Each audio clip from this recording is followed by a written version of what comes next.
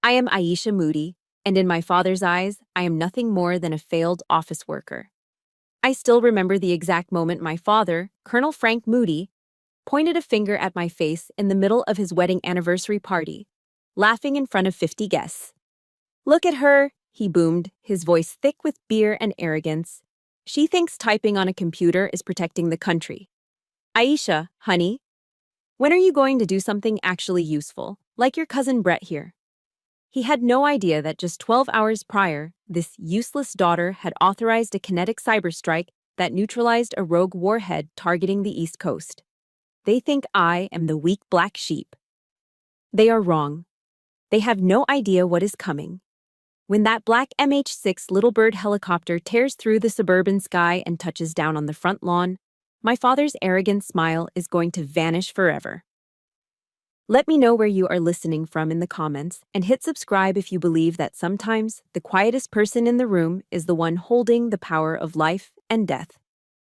The air in Northern Virginia in late July is heavy, a wet blanket of humidity that clings to your skin the moment you step outside.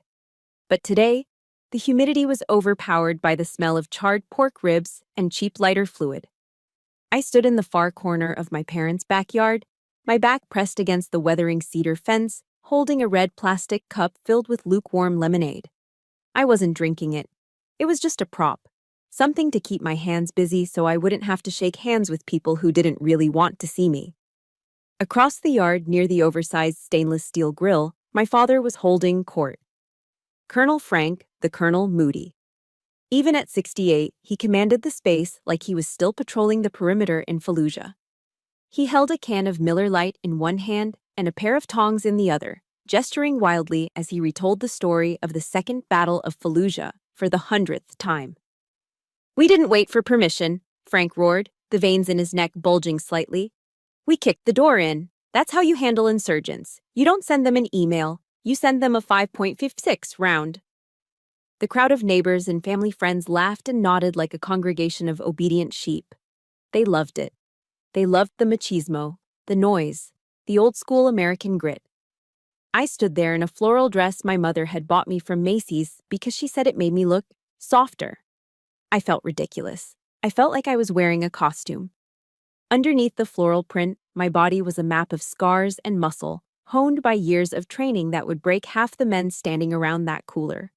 But to them, I was just Aisha, the girl who stared at screens. Then the sliding glass door opened and the atmosphere shifted. "There he is," my father bellowed, his voice cracking with genuine delight. "There is the warrior." Brett stepped onto the patio, my 30-year-old cousin. He was wearing his reservist dress uniform. It was perfectly pressed, the creases sharp enough to cut paper. He had just finished his basic training and a few weekends of duty. But the way he walked, you'd think he had just single-handedly taken a beachhead at Normandy. Frank abandoned the grill. He marched over and slapped Brett on the shoulder so hard the kid actually stumbled forward a step. "Look at that uniform," Frank announced to the party, beaming. "That is the Moody bloodline right there. Solid. Real." I watched my father's hand rest on Brett's shoulder. It was a heavy, reassuring weight, a gesture of pride. I felt a cold knot tighten in my stomach. In 38 years, through graduations and promotions, Frank Moody had never touched me like that. Not once. I took a sip of the warm lemonade to wash down the lump in my throat. "So, Aisha," a voice chirped next to me. It was Mr. Henderson from 2 doors down. He was holding a plate piled high with potato salad and baked beans. "I haven't seen you in a while. What are you up to these days? Still working for the government?" I opened my mouth to speak. I was about to give my standard classified safe answer about logistics, but I never got the chance. "She fixes printers at the Pentagon, Bob." Frank had appeared out of nowhere, Brett in tow.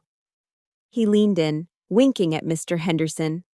"Seriously, someone has to change the toner cartridges so the real generals can print their memos, right?"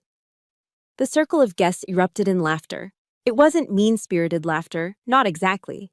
It was dismissive. It was the laughter you give a child who draws a picture of a horse that looks like a dog.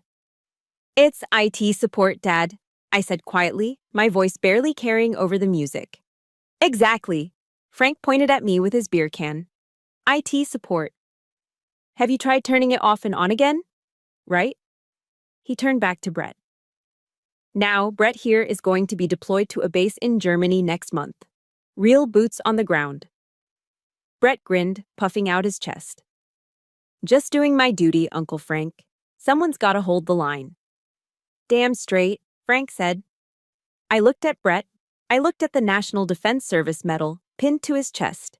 The participation trophy everyone gets just for signing up during a time of conflict. He wore it like it was a medal of honor. He had no idea what war was. He had no idea what it smelled like, or how it felt when the person next to you stopped breathing. I felt a gentle, trembling hand on my arm. I looked down to see my mother, Martha. She looked tired, her smile strained as she scanned the crowd to make sure everyone had enough napkins. Aisha, she whispered, leaning close so Frank wouldn't hear. Don't look so sour, honey. It upsets your father. I'm not sour, Mom. I'm just listening. Why don't you talk to Brett's friend over there? She gestured vaguely toward the keg. He's a nice boy. A chaotic life isn't good for a woman your age. You need stability. You need a husband like your father. Stop burying your head in those computers and live a little. I almost laughed. A bitter, jagged laugh that wanted to claw its way out of my throat. Stability? She had no idea. None of them did.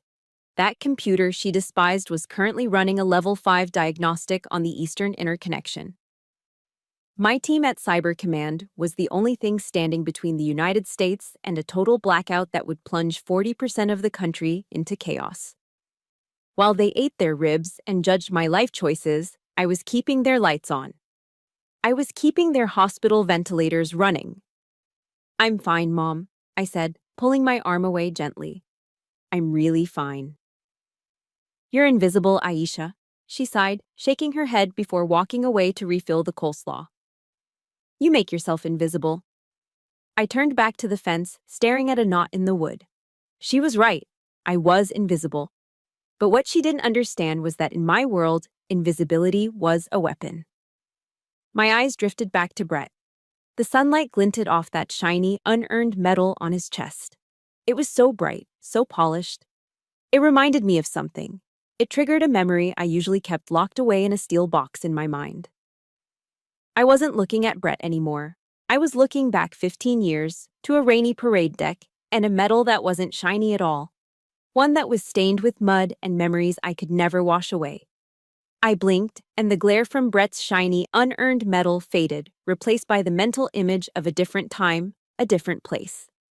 The noise of the barbecue, the sizzling fat, the clinking beer bottles, the mindless laughter, began to sound muffled, like I was hearing it from underwater. I wasn't in Virginia anymore. I was back in the kitchen of our old house in North Carolina, staring at a ghost. My parents never said it out loud, but I grew up in the shadow of the brother I never had. I was the consolation prize. When the doctor announced, "It's a girl," I imagined my father, a captain back then, let out a heavy sigh that deflated the entire room. He wanted a linebacker. He wanted a grunt to carry on the moody name in the Marine Corps. Instead, he got Aisha. Growing up, I lived in a constant state of paradox. It was a rigorous, confusing boot camp of emotion. If I played with dolls, Frank would scoff and say I was too soft for the real world. So I toughened up. I scraped my knees, I learned to shoot a .22 rifle before I learned long division, and I ran track until my lungs burned like fire. But when I came home sweaty and bruised, looking for his approval, he'd wrinkle his nose. "Jesus, Aisha," he'd say, "you're acting like a boy. Tone it down. You'll never find a husband acting like a drill sergeant." I could never win. I was either too weak to be a Moody or too tough to be a daughter. The memory that stings the most, the one that still sits in my gut like a swallowed stone, happened when I was 18. It was a Tuesday. I remember the mailman had just left. I held the thick, cream-colored envelope in my hands, my heart hammering against my ribs like a trapped bird. The return address was embossed in gold: United States Military Academy, West Point, NY. I didn't just get in. I had clawed my way in. Top of my class, varsity athlete, letters of recommendation from 2 senators. I waited for Frank to come home from the base. I set the letter on the center of the dining table, right next to his coaster. When he walked in, smelling of CLP gun oil and starch, I stood at attention, beaming. "Dad, look." He picked up the envelope. He read it. I held my breath, waiting for the hug, waiting for the, "That's my girl." Instead, he tossed it back onto the table. It slid across the wood and fell onto the floor. "Well," he grunted, popping the tab on a soda. "I guess they really are lowering the standards these days." The air left the room. "What?" I whispered. "Quotas, Aisha," he said, not even looking at me. "The army is going soft. They need to fill a certain number of skirts to keep the politicians happy. Don't let it go to your head. You're a diversity hire before you've even put on boots. You'll wash out in the first week of Beast Barracks. Don't embarrass the family name when you quit." He walked away to watch TV. I stood there, picking up the letter from the floor. That night, I didn't cry. I felt something inside me calcify. His doubt became my fuel. Every mile I ran, every exam I aced, every time I wanted to collapse during the 4 years at the point, I heard his voice. "You're just a quota." But I didn't quit, and I didn't stop at West Point. The memories shifted darker, colder. I was 24, Ranger School. Phase 2, Mountains. Most people don't know that women weren't even allowed in Ranger School until recently. When I went through, I was an anomaly, a glitch in the system. The cold in the Georgia mountains that winter was a living, breathing thing that tried to kill us every night. During a night patrol exercise, I slipped on black ice while carrying an 80-pound rucksack. I fell 10 feet into a ravine. I heard the crack before I felt the pain. 2 broken ribs. The pain was blinding, white-hot, jagged edges grinding together every time I took a shallow breath. By regulation, I should have tapped out. I should have fired a flare and gone to the hospital. But I knew what Frank would say. "See? Women are fragile. They break." So I stood up. I duct-taped my torso so tight I could barely expand my lungs. I marched for another 12 days. I climbed ropes, I navigated swamps, and I carried a 200-pound man on my back during casualty drills, all while my own bones were screaming. I earned that Ranger tab. I earned it with blood and calcium. When I came home for Christmas leave that year, I was 10 pounds lighter, hollow-eyed, but wearing the tab. I was one of the few women on Earth to have one. Frank looked at my uniform. He looked at the black and gold arc on my shoulder.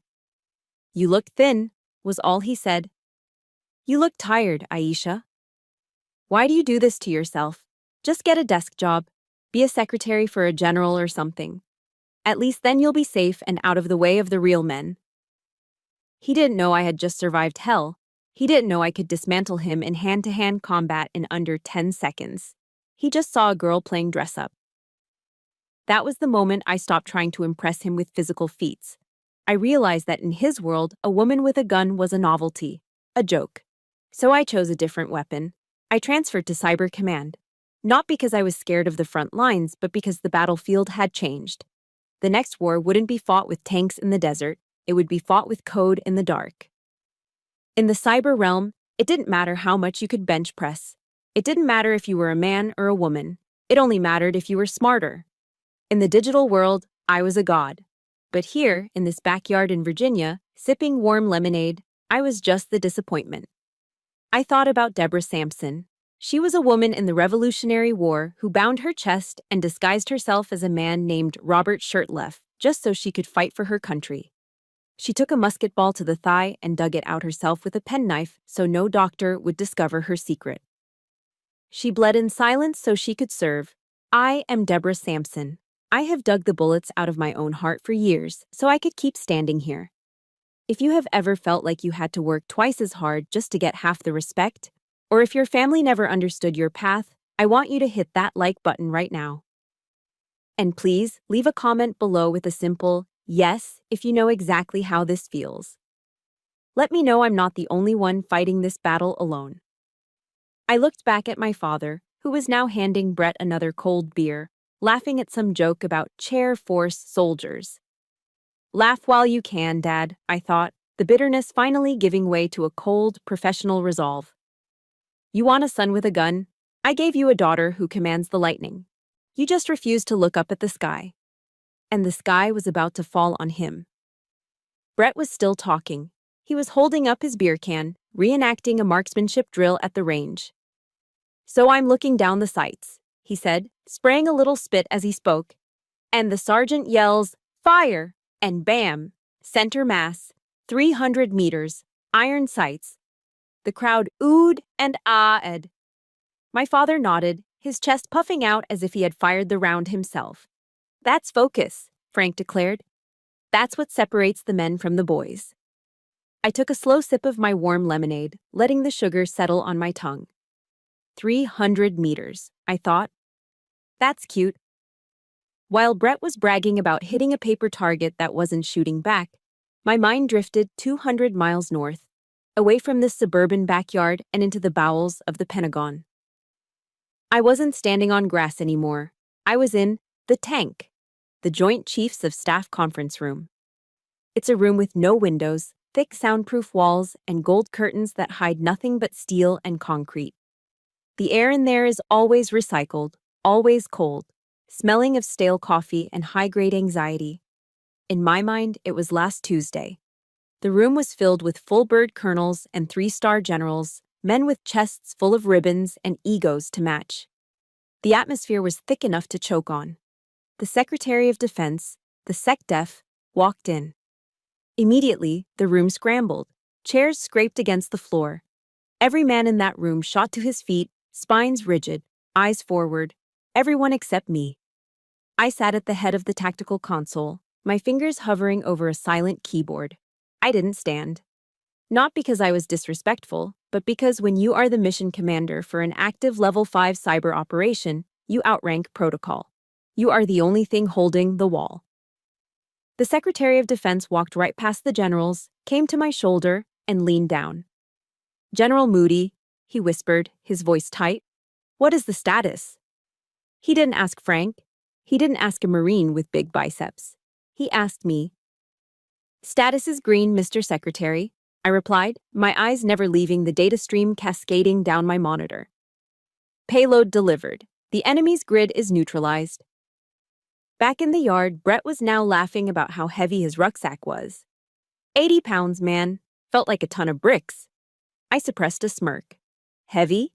Try the weight of 40 million lives. My mind flashed to another memory, just 7 days ago. The Florida incident. It hadn't made the news yet. We made sure of that. A rogue state actor, likely working out of a basement in St. Petersburg, had managed to bypass the firewall of a water treatment facility in Oldsmar. They weren't trying to steal credit card numbers.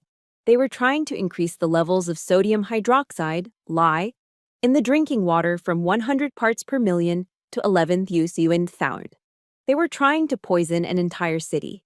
I was in the SCIF, Sensitive Compartmented Information Facility, at Fort Meade when the alarm tripped.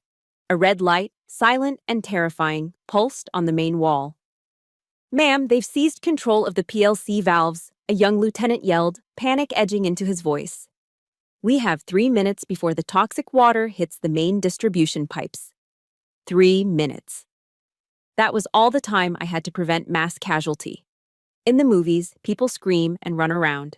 In reality, in my world, it gets deadly quiet. My heartbeat didn't elevate. My hands didn't shake. I took a sip of my black coffee. "Isolate the subnet," I ordered, my voice cutting through the tension like a scalpel. "Deploy the Black Ice counter script. Lock 'em out and brick their server."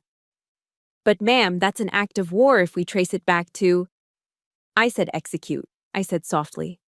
"I'll take the heat. Save the city." 30 seconds later, the threat was gone.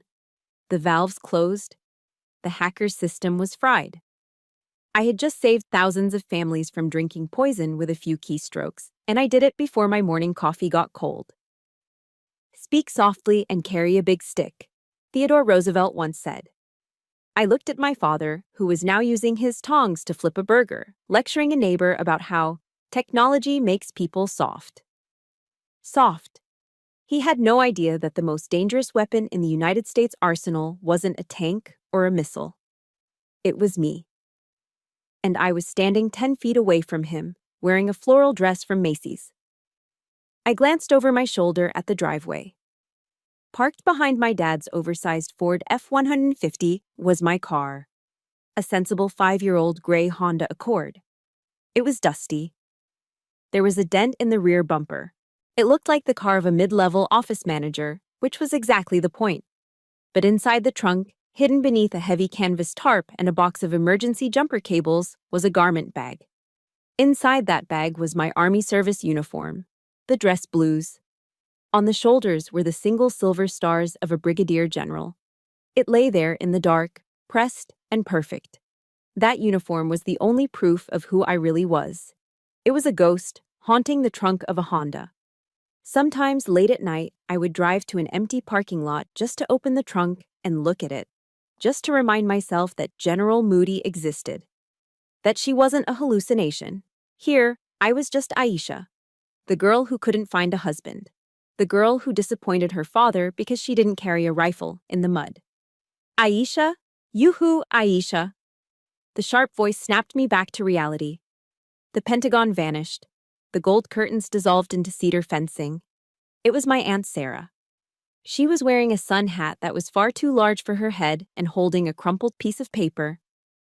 "Oh, thank goodness I caught you," she said, bustling over. "Your dad said you work with computers. You know about the Excel, right?" I blinked, adjusting to the sudden shift in altitude. From preventing cyber-nuclear war to this. "Yes, Aunt Sarah, I know Excel." "Oh, wonderful." She shoved the paper into my hand. It was a list of expenses for the church bake sale, handwritten in scribbly cursive. I'm trying to make the columns add up automatically on my laptop, but every time I press the button, it just makes a beep noise. "Can you fix it for me? I need to print it out for the pastor by tomorrow." I looked at the paper. Flour, sugar, sprinkles. Total, $45,150. A minute ago, I was reliving the moment I authorized a counterstrike that could have escalated into World War III. Now, I was being asked to troubleshoot a bake sale budget. I looked at my father. He was watching us, a smirk on his face. "See?" He called out to the group. "She's the family IT support. Got a computer problem? Aisha's your girl." The humiliation wasn't a sharp knife. It was a dull spoon, scooping me out little by little. He reduced my career, my rank, my sacrifice, down to a tech support ticket. I looked at Aunt Sarah. Her eyes were hopeful, innocent. She didn't mean any harm. None of them did. They were just deaf. They were deaf to the silent war raging around them, the war I fought so they could sleep at night. "Of course, Aunt Sarah," I said, forcing a smile that didn't reach my eyes. "It's probably just a formula error. I'll take a look at it after we eat." "You're an angel," she patted my cheek. "Such a helpful girl." Helpful. I turned back to the fence, gripping my cup until the plastic crinkled. "I am not helpful," I screamed internally. "I am lethal." But as I stood there, listening to the cicadas buzz and the laughter of people who thought they were safe because of men like Brett, I realized something terrifying. I preferred the silence of the tank. I preferred the cold pressure of a DEFCON 2 alert. Because in that room, at least I existed. Here, surrounded by my own blood, I was a ghost. And ghosts don't speak until they have to haunt you. Brett's laughter rang out again, a sharp, grating sound that seemed to scratch against the inside of my skull. He was telling another story, something about a prank they played in the barracks involving a raccoon and a sleeping bag. The neighbors slapped their knees. My father wiped a tear of mirth from his eye. I stood there, gripping my cup, and suddenly, the noise of the party faded into a dull hum. I felt a phantom ache in my chest, not from a broken rib, but from a profound, hollow loneliness. I looked at these people who shared my DNA, my last name, and my history, and I realized I didn't know them. And they certainly didn't know me. There is a verse in the Bible, Proverbs 18:24, that says, "There is a friend who sticks closer than a brother." I used to think that was just poetic filler for Sunday sermons. I didn't believe it until I met Major Clayton Vance. My mind drifted away from the smell of charcoal and sunscreen, transporting me to a place that smelled of ozone, gun oil, and cheap break room coffee. I thought of Vance. He is my right hand, my executive officer, and the only man I have ever met who listens more than he speaks.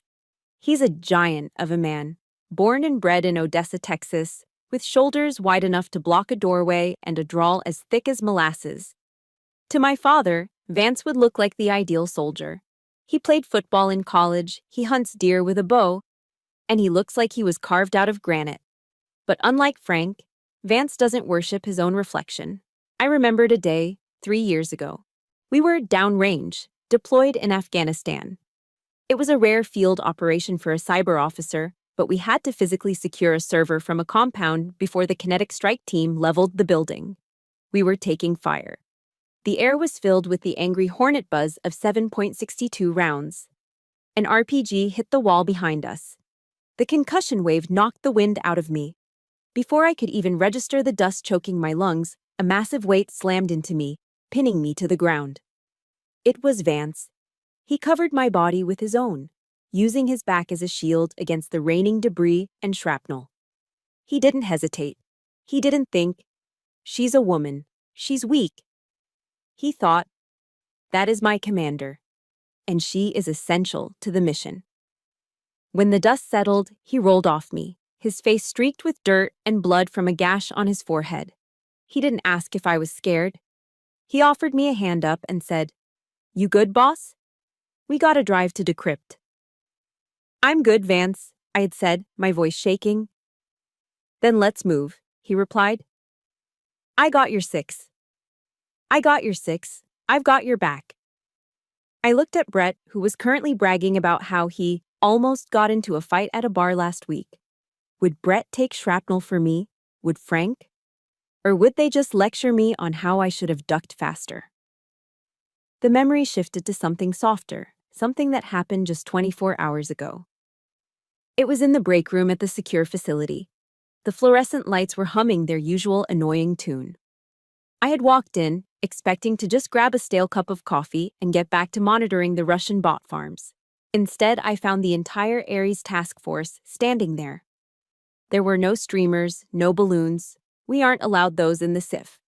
But on the center table, sitting on a stack of classified briefing binders, was a sheet cake from Safeway. It was vanilla with white frosting. Written in blue icing were the words, "Congratulations, General." There was a single candle burning. Vance stepped forward, holding a plastic fork. "We know you hate fuss, boss," he said, grinning. "But you don't pin on a star every day. We figured we should pause the cyber war for 5 minutes to eat some sugar." I looked around the room. There was Lieutenant Chung, the brilliant codebreaker who barely spoke English when she was 10, but now wrote scripts that terrified foreign governments. There was Sergeant Miller, a kid from Detroit who could bypass a firewall faster than he could tie his shoes. And there was Vance. They didn't look at me and see a spinster. They didn't see a woman who was aging out of her prime. They didn't see a disappointment. They saw their leader.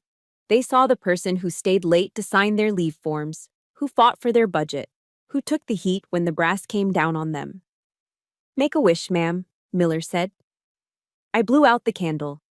And then, to my absolute horror, I started to cry. Just a little. A single tear tracked through the powder on my cheek. I quickly wiped it away, but Vance saw it. He didn't say anything.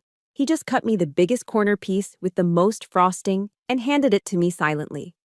It was the best cake I had ever tasted. It tasted like respect. Buzz. The vibration against my thigh was violent, snapping me back to the Virginia backyard. My phone. I pulled it out of the hidden pocket of my dress. The screen was bright against the afternoon shade. Caller ID, Major Vance. My heart skipped a beat. A cold spike of adrenaline shot through my veins. Vance knew where I was. He knew today was my parents' anniversary. He knew I was off the grid for family time. We had a strict protocol. You do not call the general during personal time unless the world is ending. If Vance was calling, the world might actually be ending. My thumb hovered over the green button. I wanted to answer it. God, I wanted to answer it. I wanted to hear his deep, calm voice telling me the situation, asking for orders. I wanted to step back into my skin, into the role where I mattered. Who's blowing up your phone? I jumped. Frank was standing right behind me, peering over my shoulder. He smelled of beer and judgment. Is it a boyfriend? He asked, his tone mocking. Finally found some poor sap to take you on a date? I quickly hit the power button, silencing the call and shoving the phone back into my pocket. No, Dad, it's just work. Work? He scoffed, turning back to the group. See? She can't even disconnect for a party. Probably a paper jam at the office. Brett laughed. Or maybe she needs to update Adobe Reader. I felt the phone vibrate again. A voicemail. I looked at my father, then at Brett, and then down at my hands. They were trembling slightly. Not from fear, but from a rage so hot it felt cold. I looked at Frank's hand resting on Brett's shoulder, that heavy paw of approval. And in that moment, the truth hit me with the force of a kinetic strike. I didn't want his approval anymore. I didn't want to be part of this moody bloodline if it meant being blind and arrogant. I thought of Vance, probably sitting in the dark glow of the monitors, waiting for my command, trusting me to make the right call to save millions of lives. I would rather be in a concrete bunker with Vance, I thought, the realization settling in my bones like lead. I would rather be staring down a nuclear countdown with my team than eating this potato salad and listening to these lies. They were my blood, yes. But Vance, Chang, Miller, they were my people. I checked my phone surreptitiously one more time. A text message had come through from Vance. It was just 2 characters. 911, it wasn't a joke, it wasn't a drill. I looked up at the blue summer sky, which suddenly seemed very fragile. Something was coming. And the people laughing around this grill had no idea that the only person who could stop it was the daughter they were busy ignoring. Aisha, my mother called out, come help me bring out the corn. Coming, Mom, I said. I walked toward the house, but my hand stayed on my phone, clutching it like a grenade with the pin pulled out. Clink, clink, clink. The sound of metal striking glass cut through the humid afternoon air, silencing the murmur of 50 conversations. It was the universal signal for, pay attention to me. My hand was still inside the pocket of my dress, fingers wrapped tightly around my phone. The screen was dark, but the 2 digits from Vance's text message, 911, were burned into my retina. My heart was hammering a frantic rhythm against my ribs, a war drum warning of an incoming attack.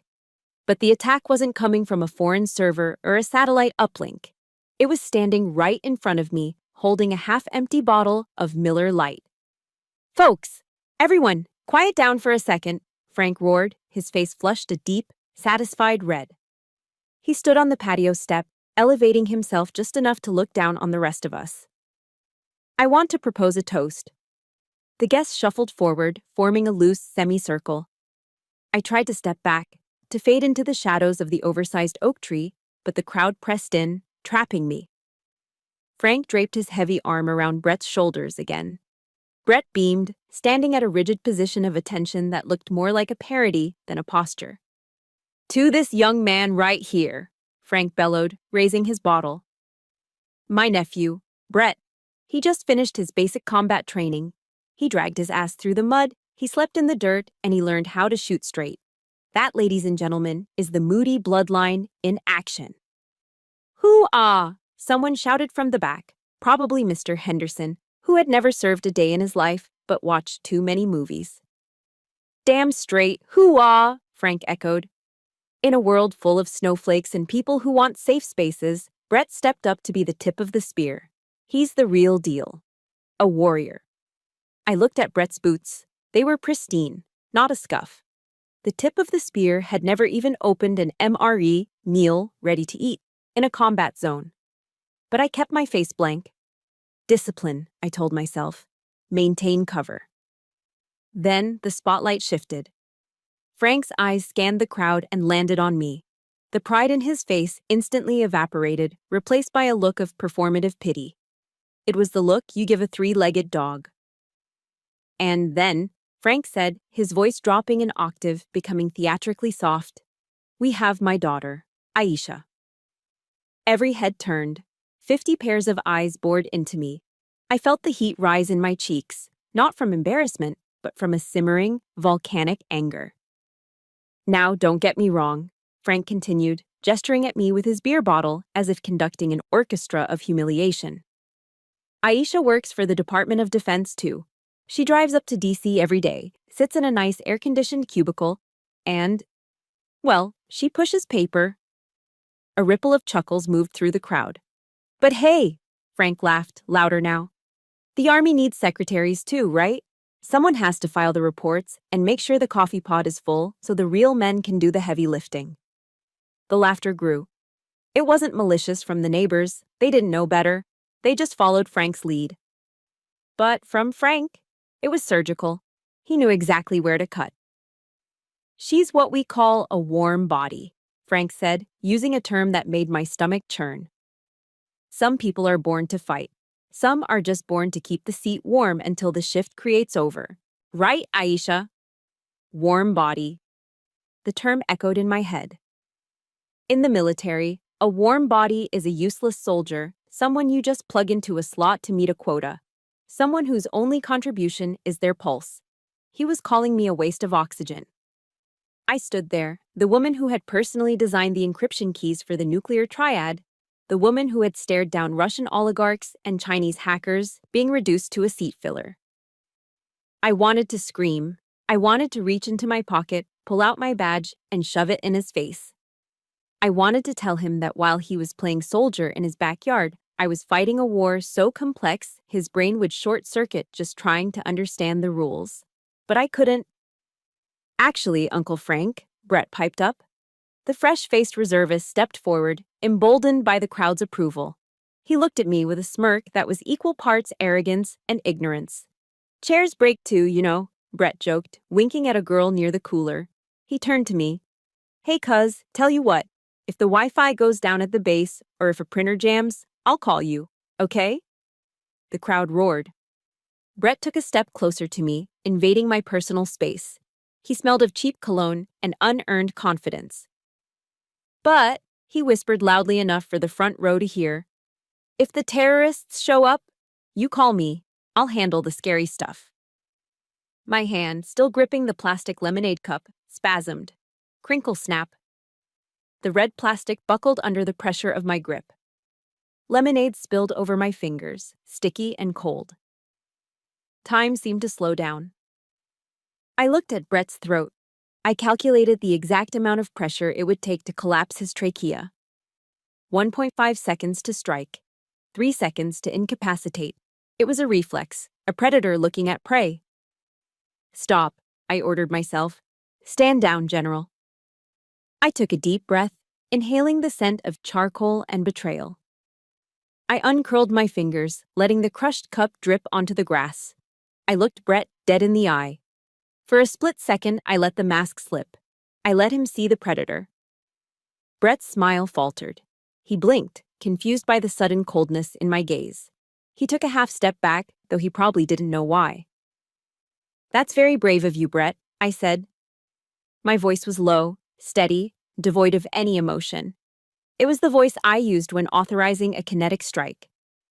"I'm sure you'll make the file clerks very proud."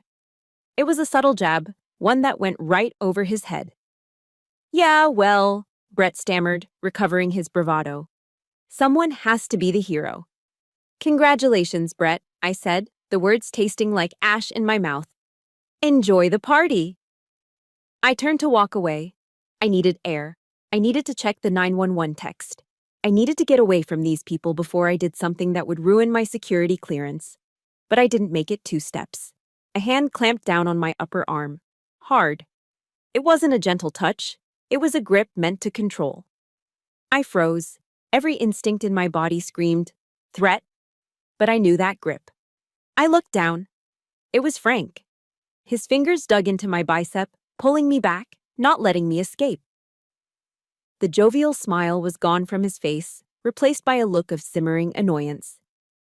"Where do you think you're going?" he hissed, low enough so the guests wouldn't hear, but loud enough to freeze my blood. I'm not done talking to you.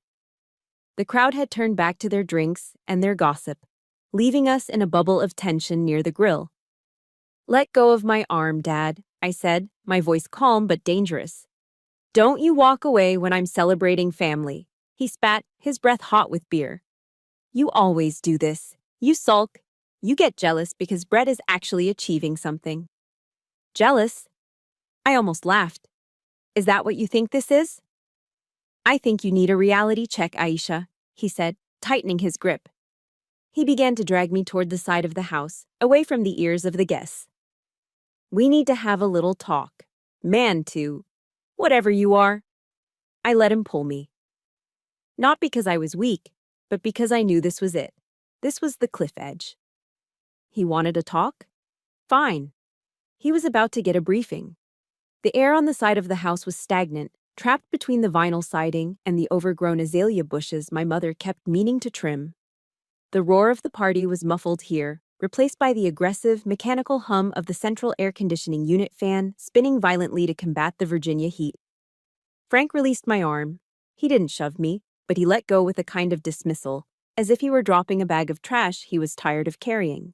He leaned back against the beige siding, taking a long pull from his Miller Lite, his eyes scanning me with a mixture of disappointment and fatigue. For a split second, a foolish, childish part of me sparked to life. Maybe he's going to apologize, it whispered. Maybe he realized he went too far in front of the neighbors. Maybe he actually wants to know how I am. I was an idiot. Look, Aisha, Frank started, wiping a bead of sweat from his forehead. I know why you're acting like this. I know why you tried to crush that cup and why you're giving Brett the death stare. I rubbed my arm where his fingers had dug in. Do you? It's jealousy, he stated, as if it were a fact as undeniable as gravity. And honestly, I don't blame you. It's hard seeing your younger cousin succeed where you stalled out. Stalled out? The words left my mouth in a whisper. Don't give me that look, he sighed, his voice taking on a patronizing, fatherly tone that was infinitely worse than his shouting. I'm just speaking the truth because I'm your father. You're 38, Aisha. You're single. You live in a small apartment, you drive a beat-up Honda, and you push papers for the government. He took another sip of beer, gesturing vaguely with the bottle. You tried the soldier thing. You went to West Point. You did the ranger school thing. But let's be honest, honey. You never had the killer instinct. You were never built for the real work, and that's okay. I felt a coldness spreading through my chest, freezing the blood in my veins. It was the same cold focus I felt when I was tracking a threat vector, but this time, the threat was my own father. So, he continued, I think it's time you stop pretending. Quit the Pentagon. Find a nice man, maybe a contractor or a logistics guy. Settle down. Have some kids before your eggs dry up completely. Stop wasting your life sitting in a chair that doesn't matter. He looked at me, waiting for me to agree. Waiting for me to break down and thank him for his wisdom. Doesn't matter, I repeated, my voice steady, devoid of the tremor that had been there 10 minutes ago. You think my seat at the Pentagon is useless? Frank laughed, a harsh, barking sound. Aisha, wake up, you're a budget line item. You're a warm body they keep around to satisfy HR diversity requirements. You're eating up taxpayer dollars, my tax dollars, to sit in air conditioning and play on a computer while men like Brett are out there preparing to bleed for this country. Leech, waste, useless. The words hit me like physical blows, but I didn't flinch. Instead, time seemed to stop. The whirring of the AC unit faded into a high-pitched ring. He talked about sacrifice. He talked about bleeding. He didn't know. He didn't know about the mission last November. Operation Silent Night. We weren't behind desks that time. We were on the ground in a former Soviet bloc state, securing a rogue server that contained the launch codes for a dirty bomb. The server was housed in a basement that was leaking radiation like a sieve. The Geiger counters were screaming. The containment shielding had failed. My team hesitated. They had families. They had kids waiting at home. I didn't have anyone waiting. Just a father who thought I was a secretary. So I went in. I went into the hot zone alone. I manually extracted the hard drive. I was in there for 12 minutes. 12 minutes of exposure to levels of radiation that rewrite your DNA. I saved the mission. I secured the codes. But 2 months later, in a sterile white office at Walter Reed Medical Center, a doctor with kind eyes told me the truth. "I'm sorry, General," he had said gently. "The radiation damage to your reproductive system is total. There are no viable eggs left. You will never carry a child." I had sat in my car in the parking lot for an hour, staring at the steering wheel. I had mourned the children I would never have. I had mourned the family I sacrificed to keep his family safe. I gave up my future so Frank could stand here in his backyard, drink his cheap beer, and insult me. He wanted grandkids. I gave them up for his country. He wanted a warrior. I took the radiation burn so his real men didn't have to. And now, he was standing there, calling me a leech. Something inside me snapped. It wasn't a loud snap. It was the quiet, terrifying sound of a bridge collapsing under too much weight. The tether that bound me to his approval, the desperate need for his love that had driven me for 38 years, it didn't just break. It evaporated. I looked at him, really looked at him. I saw the broken veins in his nose. I saw the insecurity masked as arrogance. I saw a small, sad man who was terrified of a changing world he no longer understood. If you have ever sacrificed something precious in silence, only to have it thrown back in your face by the people you did it for, I need you to hit that like button right now. And please leave a comment below with the word respect. Because if they won't give it to us, we will give it to each other. I stepped forward. I invaded his personal space. I stood so close I could smell the onions on his breath. For the first time in my life, I didn't slouch to make myself look smaller. I stood at my full height, shoulders squared, chin up. "Dad," I said. My voice wasn't loud, but it had a texture like grinding gravel. He blinked, surprised by the sudden shift in my posture. "What?" "I want you to listen to me very carefully," I said, locking eyes with him. "Because I am never going to repeat this." "Don't you take that tone with me, young lady," he started, his finger coming up to point at my face again. I slapped his hand away. Fast. A sharp, stinging slap that left his hand hanging in the air. His jaw dropped. He looked at his hand, then at me, in total shock. "You call me useless," I hissed, my voice dropping to a register that was pure, cold steel. "You call me a waste of space. You think Brett is a hero because he wears a costume you recognize, but you are blind, old man. You are so tragically blind." "Aisha, I'm warning you." "No," I cut him off. "I am warning you. Enjoy this moment, Frank. Enjoy your beer. Enjoy your little speech about the Moody bloodline, because very soon, the world is going to show you exactly who I am. And when that happens, when you realize what I actually do, you are going to choke on every single word you just said." "Is that a threat?" he sputtered, his face turning purple. "It's a promise," I whispered. I turned my back on him. I didn't wait for a response. I didn't care about his response. I walked away, back toward the patio, back toward the noise of the party. I had taken 3 steps when it happened. Buzz, buzz, buzz, buzz, buzz, buzz, buzz, buzz. The phone in the hidden pocket of my dress vibrated against my hip. It wasn't a text. It wasn't a call. It was a haptic code. 3 short, 2 long, 3 short, the Delta signal. The world slowed down. The birds seemed to stop singing. The wind died. That signal meant one thing. The threat wasn't coming. It was here. The 911 text from Vance hadn't been a warning. It had been a countdown. And the clock just hit 0. The vibration against my hip wasn't a notification. It was a heartbeat. Zip, zip, zip, zip, zip, zip, zip, zip, 3 short, 2 long, 3 short. I stopped dead in my tracks. My feet, clad in sensible flats, felt rooted to the manicured fescue grass. The anger I'd felt toward my father 10 seconds ago evaporated, replaced instantly by a sensation that was colder, sharper, and infinitely more familiar. Adrenaline. In the civilian world, a vibrating phone usually means a text from a friend, a spam call about your car warranty, or a reminder to pick up milk, but on the device tucked inside the hidden lining of my dress. A device that didn't exist on any commercial registry. That pattern meant only one thing: Code Delta. It was the signal every Cyber Command officer dreads. It meant the firewall had breached. It meant the invisible shield we hold over the erratic, pulsing heart of the American infrastructure had shattered. I didn't turn back to look at Frank. I didn't care about his bruised ego or his half-finished beer. My eyes scanned the perimeter of the yard, my brain automatically shifting gears from daughter to general. One Mississippi. The country music blasting from the Bluetooth speaker on the patio, some song about pickup trucks and dirt roads, cut out mid-chorus. Two Mississippi. The string of festive Edison lights that my mother had draped lovingly over the pergola flickered once, twice, and then died. Three Mississippi. The aggressive hum of the air conditioning unit on the side of the house, the one that had drowned out our argument moments ago, groaned and spun down into a sickening silence. Then, the world went black. It wasn't just our house.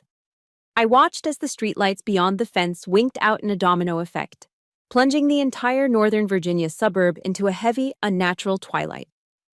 The ambient hum of suburbia, the pool pumps, the distant traffic signals, the electric buzz of life, vanished. Silence crashed down on the backyard like a physical weight. For 3 seconds, nobody moved. The 50 guests stood like statues in the dimming light, holding their drinks, confused. Then the murmurs started. "Hey, who kicked the plug?" Someone joked nervously near the cooler. "Is it a brownout?" Aunt Sarah asked, her voice trembling slightly. "It's awful hot for the power to go out." My father, ever the man of action in his own mind, sighed loudly. "Damn it, Martha," he yelled toward the kitchen door. "I told you not to run the blender and the oven at the same time. You blew the main breaker again." He marched toward the sliding glass door, shaking his head. "All right, everyone, relax. Just a fuse. I'll go reset it." "Brett, grab a flashlight from my truck." "On it, Uncle Frank," Brett said, eager to be useful. He pulled his smartphone out of his pocket to turn on the torch function. I watched him. I watched the color drain from his face in the pale glow of his screen. "What the hell?" Brett muttered, tapping his screen furiously. "Uncle Frank?" "What?" Frank barked, fumbling with the screen door handle. "My phone," Brett said, his voice pitching up a little. "It's in SOS mode. I have 0 bars. The 5G is completely dead." "Mine too," a neighbor shouted. "I can't load Twitter. Nothing." "I can't make a call," another voice chimed in, panic starting to lace the edges of the crowd. "It says, network unavailable." Frank stopped. He looked at the dark house, then at the dark streetlights, then at the useless rectangles of glass glowing in everyone's hands. "It's just a cell tower outage," Frank stated, though he sounded less convinced. "Probably a storm knocked out a transformer down the road." Everyone calmed down. They were sheep. Blind, deaf sheep standing on the edge of a cliff, arguing about the weather. I didn't panic. I didn't check my personal iPhone. I knew it was a brick. I reached into my clutch. My fingers brushed past my lipstick and found the cold, rubberized grip of the secure satellite phone. It was an Iridium Extreme 9575, military spec. It was ugly, bulky, and possessed an antenna as thick as a thumb. To a civilian, it looked like a relic from 1999. To me, it was the only lifeline left.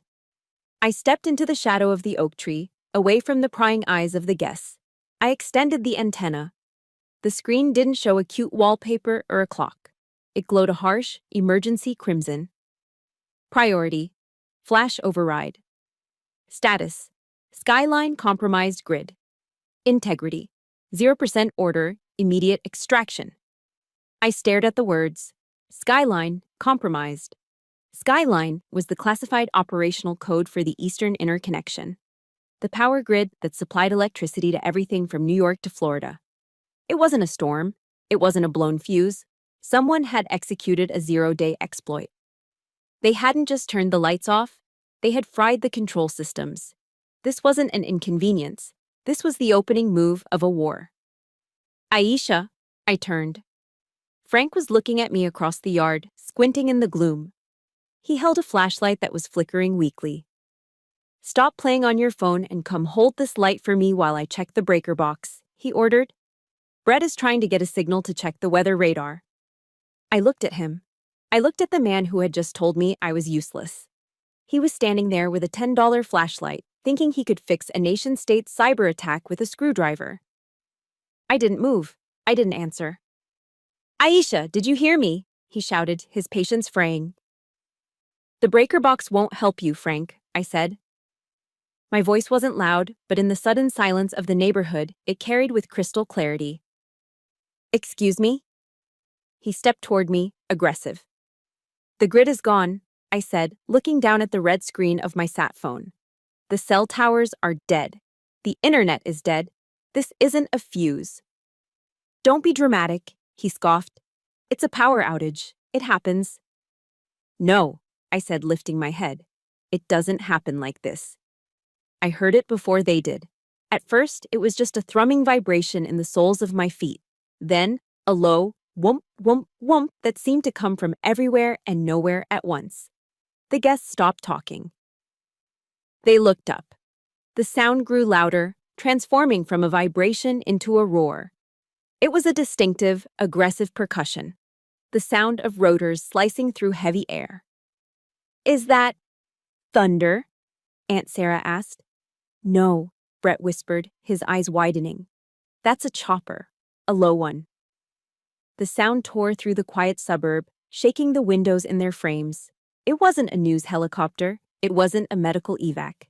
It was the angry, mechanical scream of a tactical bird flying purely on instruments in a blackout.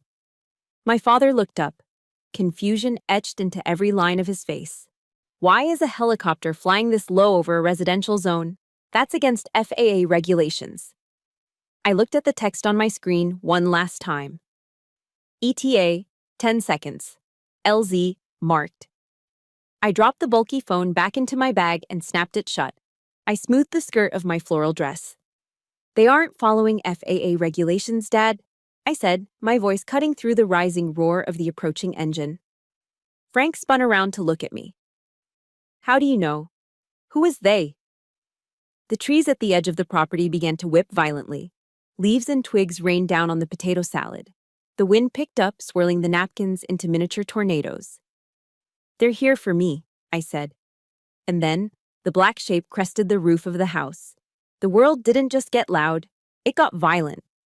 One second, I was standing in a quiet Virginia backyard, smelling charcoal and resentment. The next, the sky collapsed on top of us. The black helicopter, an MH-6 Little Bird, the kind used by the 160th Special Operations Aviation Regiment, didn't just fly over the house. It dropped from the heavens like a stone, arresting its descent at the last possible millisecond with a terrifying, physics-defying flared landing. It hovered 15 feet above the manicured fescue, its skid landing gear just clearing the top of the oak tree. The result was immediate devastation. The downwash from the rotors hit the backyard with the force of a Category 5 hurricane. "Get down! Get down!" someone screamed. I think it was Mr. Henderson. But his voice was instantly swallowed by the deafening thwack, thwack, thwack, thwack of the blades slicing the humid air. The artificial storm tore through the party.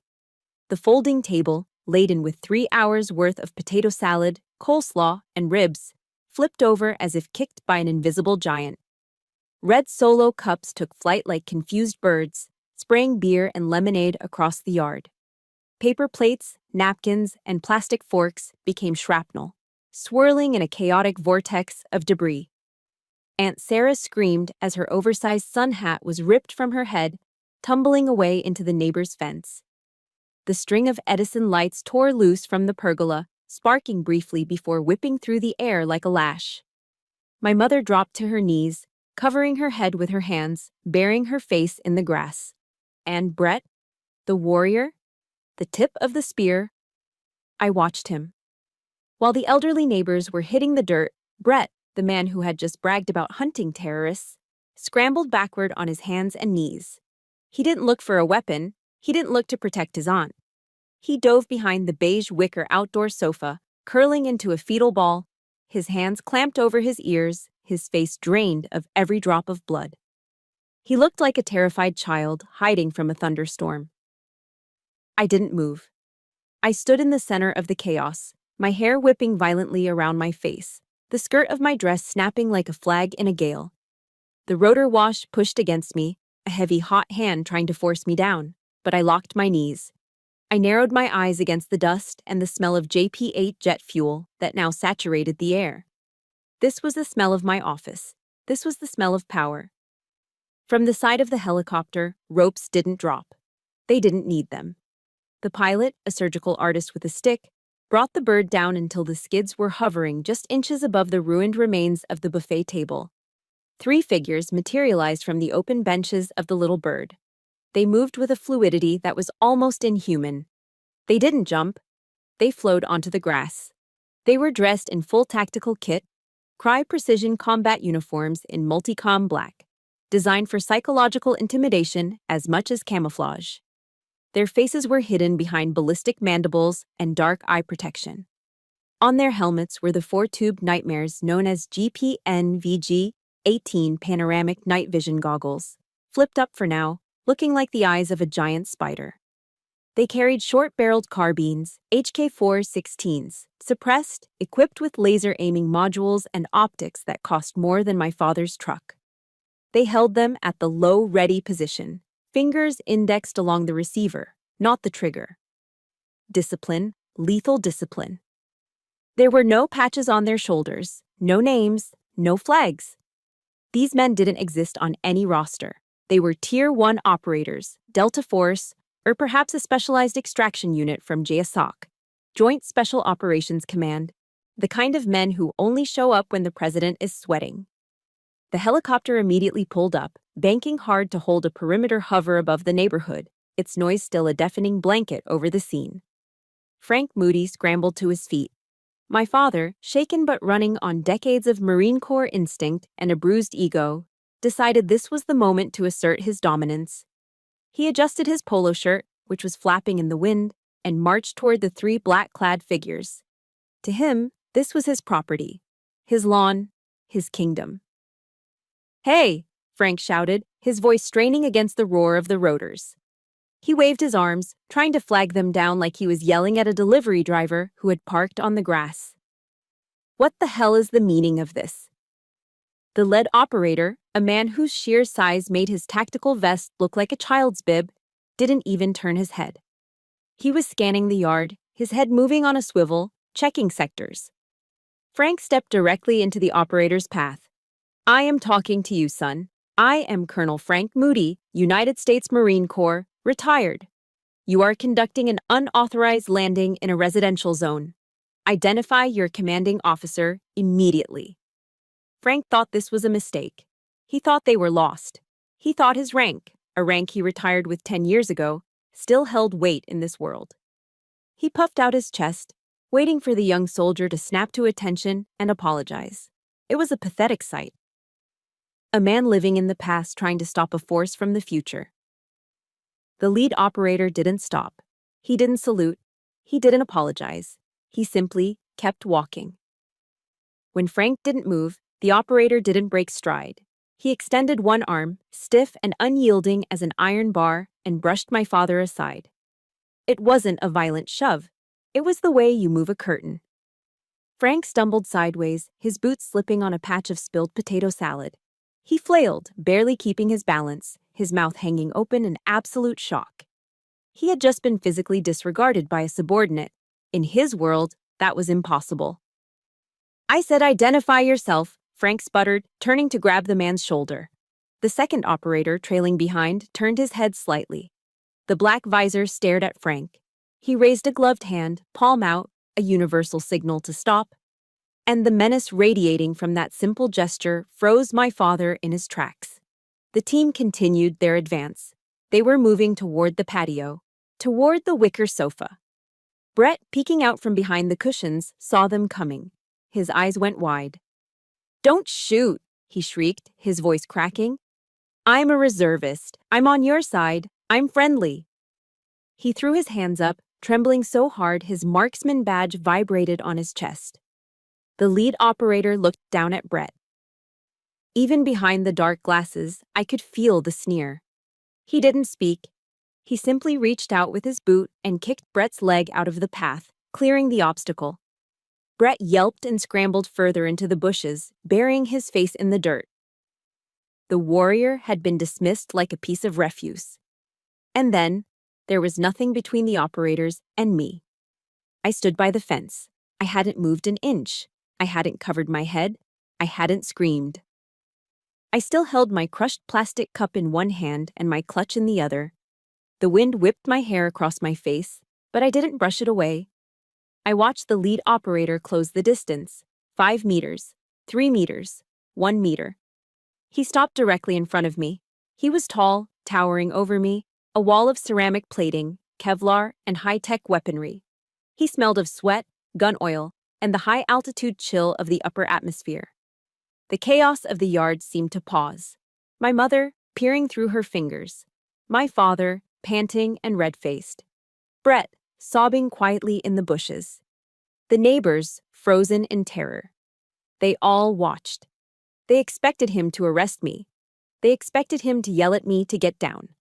They expected me to be the victim. The lead operator reached up and unclipped his ballistic mask. It hissed as the seal broke. He pulled it down, revealing a face hardened by 1,000 night raids, with a scar running through his stubble. It was Major Vance. He didn't look at the party guests. He didn't look at the mess. He looked only at me. His eyes were serious, focused, and filled with an urgency that chilled my blood. The wind howled around us, but in that small circle of space between commander and subordinate, it was perfectly silent. Frank stepped forward again, his voice wavering now, uncertain. Aisha, do you know these men? I didn't answer him. I didn't even look at him. My eyes were locked on Vance. Vance took a breath, squared his shoulders, and did the one thing no one in that backyard had ever done to me. He snapped his heels together. The sound was sharp, crisp, and authoritative. He brought his right hand up in a razor-sharp salute, his fingertips touching the brim of his helmet perfectly. General Moody, Vance barked, his voice cutting through the roar of the helicopter like a thunderclap. We are green on extraction. The football is secure. We are awaiting your orders. The words hung in the air, heavier than the humidity, louder than the screaming turbine engine above us. General Moody. Major Vance didn't whisper it. He didn't say it with a wink or a nudge. He barked it with the full, diaphragm-supported projection of a field commander addressing his superior on a live battlefield. It was a statement of fact, absolute and non-negotiable. I watched my father's face. For 68 years, Frank Moody had built his entire identity around a hierarchy. In his world, there were wolves and there were sheep. There were men who held guns and there were women who held babies. He was the colonel. I was the secretary. That was the architecture of his universe. And in 1 second, Major Vance had taken a sledgehammer to the foundation of that universe. Frank's mouth opened, but no sound came out. He looked like a fish pulled suddenly from the water, gasping for oxygen that wasn't there. His eyes darted from Vance's blacked-out visor to my face, then back to Vance, desperate to find the punchline. Desperate to find the hidden camera crew. Splat. The half-empty bottle of Miller Lite slipped from Frank's limp fingers. It hit the grass with a dull thud, foaming over his pristine white New Balance sneakers. He didn't even notice. General, Frank stammered. The words sounded foreign in his mouth, like he was trying to speak a language he hadn't studied in 50 years. Aisha. What? What is this? He looked at me with a mixture of horror and confusion, as if I had just peeled off a human mask to reveal a cyborg underneath. I didn't answer him. I didn't have time to explain my life story to a man who had spent 3 decades refusing to read the book. The second operator, a shadow named Lieutenant Bishop, stepped forward. He carried a heavy, reinforced Pelican case handcuffed to his wrist. The football. Not the nuclear one the president carries, but the cyber-kinetic command node. It contained the encryption keys to shut down, or blow up, every digital dam, power plant, and server farm in the northern hemisphere. Bishop knelt on one knee in the grass, presenting the case like an offering to a queen. He popped the latches. Snap, snap. The lid hissed open. The interior glowed with the blue light of a biometric scanner and a satellite uplink terminal. "Ma'am," Bishop shouted over the rotor wash, "we are connected to the grid. We need biometric authentication to release the blackout countermeasures. The Russians are pushing hard on the firewall." I stepped past my father. I didn't walk like the daughter who apologized for taking up space. I walked like a woman who owned the ground she stood on. I placed my right hand onto the glass scanner. "Scanning," a synthesized female voice announced from the case, loud enough for the front row of the stunned party guests to hear. A green laser swept across my palm. Identity confirmed. Brigadier General Aisha Moody. Commander, Joint Task Force Ares. Clearance level, Yankee White. The mechanical voice echoed through the backyard. Brigadier General, 1 star. A collective gasp went through the crowd. I heard Aunt Sarah shriek, "A general? A real general?" I looked at the screen. The threat map was bleeding red. I tapped the sequence of commands I had memorized years ago. Authorization code, Alpha Sierra Niner. I spoke into the terminal, my voice steady, flat, lethal. Execute protocol ironclad. Fry them. "Copy that, General," Bishop said, typing furiously. "Payload sent, target neutralized. The grid is stabilizing." I exhaled. The adrenaline that had spiked in my blood began to settle into a cold, hard rock in my stomach. I had just saved the eastern seaboard from a catastrophic infrastructure collapse while standing in my parents' backyard in a floral dress. I stood up. "Secure the package, Lieutenant. We are leaving." "Yes, ma'am." I turned toward the helicopter, but there was an obstacle in my path. Frank. He was standing directly between me and the extraction point. He was trembling. His face had gone from red to a pale, sickly gray. He looked at the star on the screen of the Pelican case, then up at me. He looked at Brett, who was still cowering in the bushes, weeping into his hands. And then he looked at me again. He saw it. Finally, after 38 years, he saw it. He saw the posture. He saw the coldness in the eyes. He saw the predator he had always wanted a son to be, staring back at him from the daughter he had dismissed.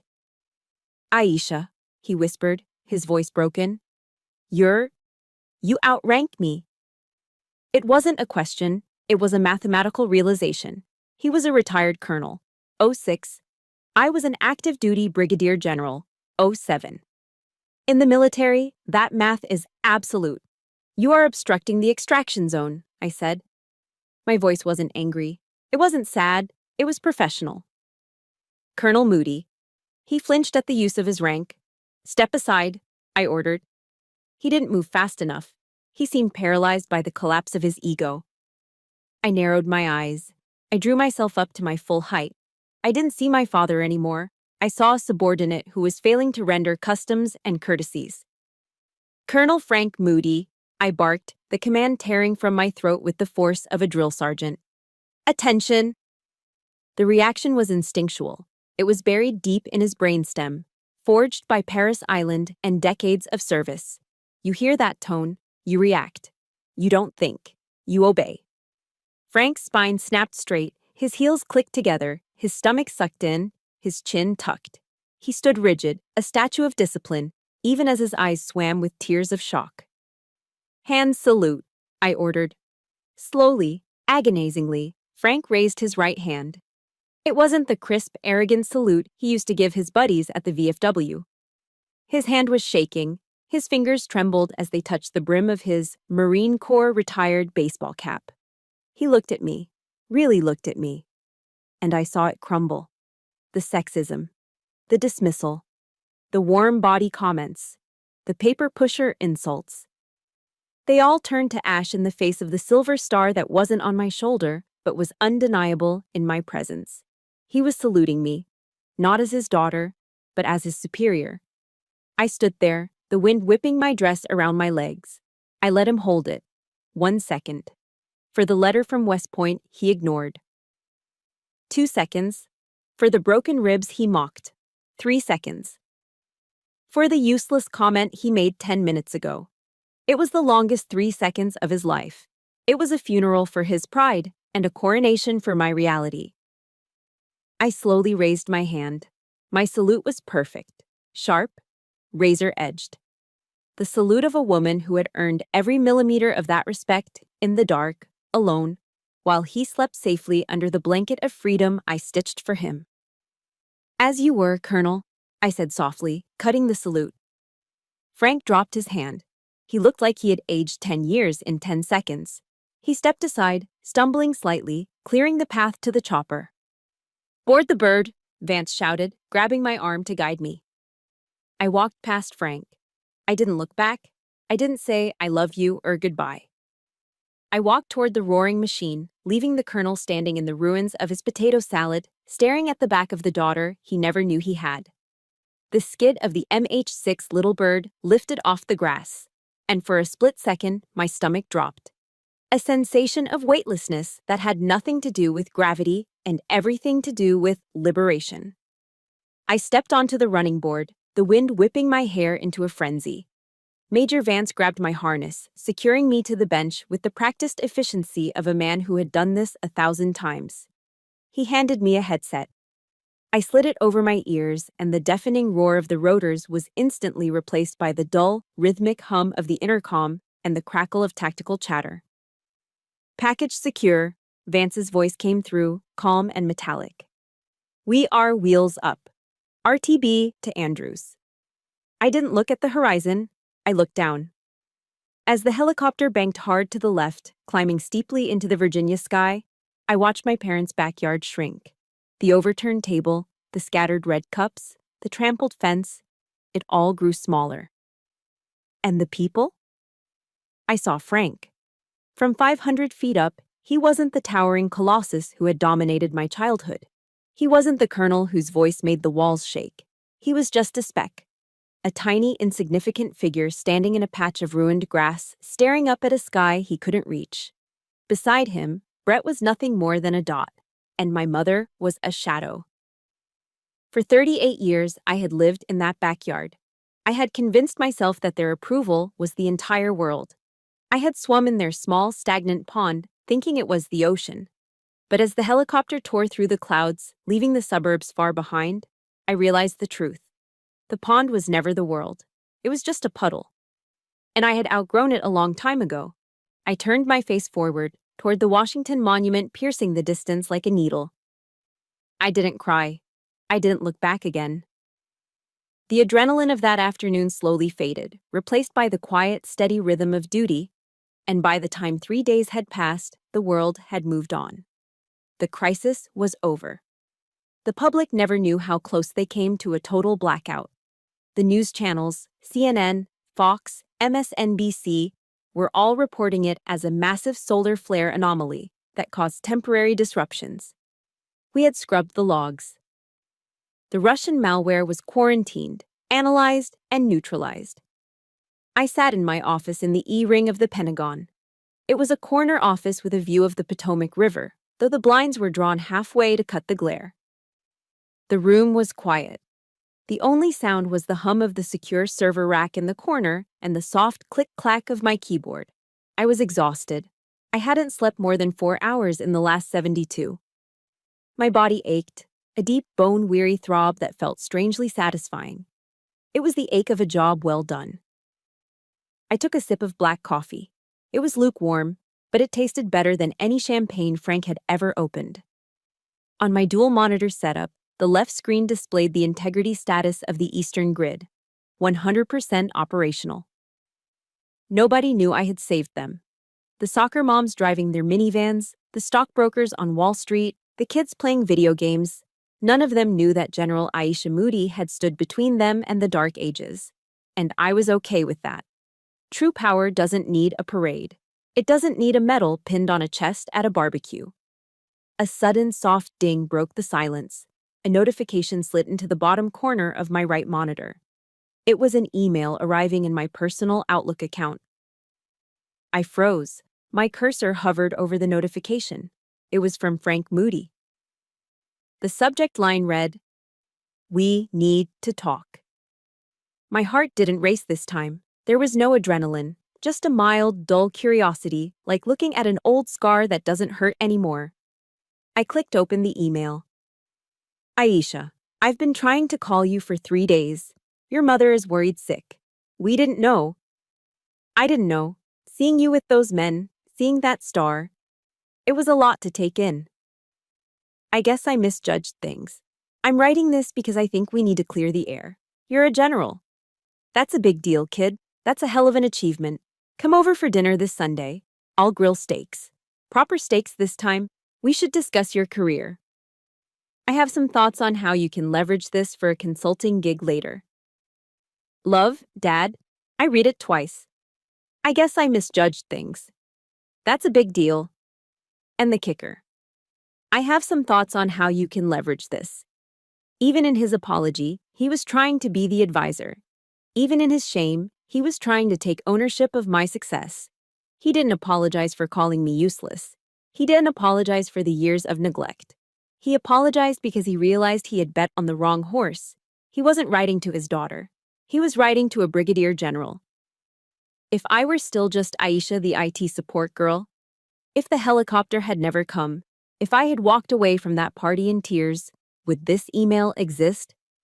The answer was a resounding, absolute no. His respect was conditional. It was currency he only spent when he thought he could get a return on investment. I hovered my fingers over the keyboard. The old Aisha, the one who craved his love like a drug, wanted to type back. She wanted to explain. She wanted to say, Dad, I did this for you. Do you love me now? She wanted to scream, go to hell. But the general knew better.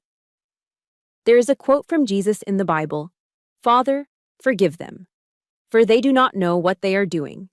For years, I thought forgiveness meant letting people back in. I thought it meant wiping the slate clean and giving them another chance to hurt you. But as I sat there, looking at the Potomac River glittering in the sunlight, I realized I was wrong. Forgiveness isn't for them, it's for me. Forgiving Frank meant accepting him for what he was, a small, limited man who loved his version of reality more than he loved his own child. It meant letting go of the hope that he would ever change. It meant cutting the anchor so I could finally sail. He didn't know what he was doing. He didn't know he had broken his daughter's heart 1,000 times, and he never would. I didn't type a reply. I didn't type, I forgive you. I didn't type, go to hell. Any response would be fuel. Any response would tell him that he still had access to me, that his words still had the power to make me jump. I moved my mouse to the top ribbon of the Outlook window. I hovered over the little cardboard box icon. Archive. I clicked it. The email vanished from my inbox. No reply sent, no read receipt returned, just silence. The silence of a tomb. The silence of outer space. The silence of a woman who no longer needed to scream to be heard. I closed the browser and turned my chair back to the main monitor, where a new intelligence report was flashing amber, waiting for my authorization.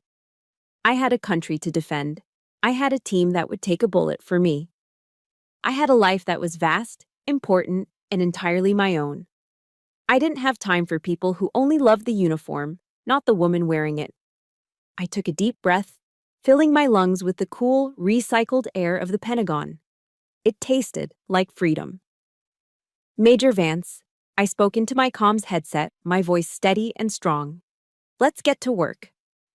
If my journey proves anything, it is this profound truth. Your value is never determined by the volume of someone else's applause, not even your parents'. I spent years auditioning for acceptance, begging for validation that was never coming. But I learned that true power isn't about bragging at a backyard barbecue. It is about the quiet confidence of knowing exactly who you are when the lights go out. You don't need to scream to be heard. You just need to be excellent. When you build your life on the concrete foundation of your own self-respect, absolutely no one can tear it down. Now, I want to turn this over to you. Have you ever felt invisible, doing the heavy lifting while others took the credit?